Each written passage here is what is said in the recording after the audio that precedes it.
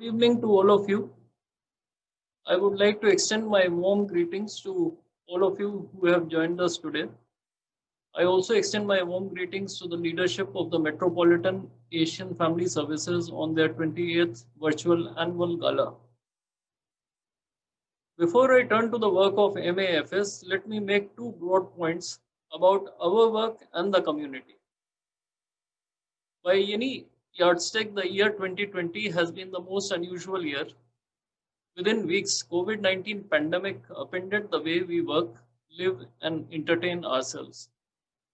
The Indian consulate was no exception to this trend.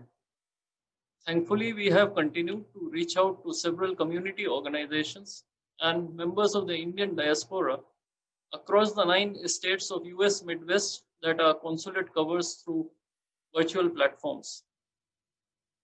By conservative estimates, there are 500,000 people of Indian origin in the US Midwest. Some people put this figure at over 600,000. Quite clearly, diaspora engagement and services to them, be it passport, OCI, consular or visa, are an important cornerstone of our work. We have adapted and responded well to ensure that these services are rendered smoothly despite COVID-19 challenges. I have been here for close to 8.5 months now. The Indian American community has done exceedingly well in several professional areas. Many of you are engaged in philanthropic activities. Some of you have found your calling in community service. Your achievements are instrumental in creating positive stereotype about the Indian Americans in this country. You all truly are a living bridge between our two countries. MAFS has long been a pioneer in providing social services to the community, particularly to senior citizens among the Asian American community.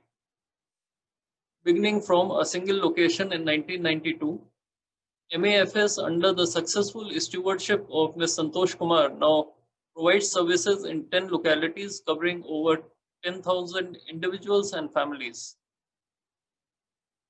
MAFS has been doing commendable work in collaboration with medical professionals and other stakeholders to counsel and educate our seniors about the importance of health, diet, exercise, meditation, and yoga, as well as to assist them in regular wellness check.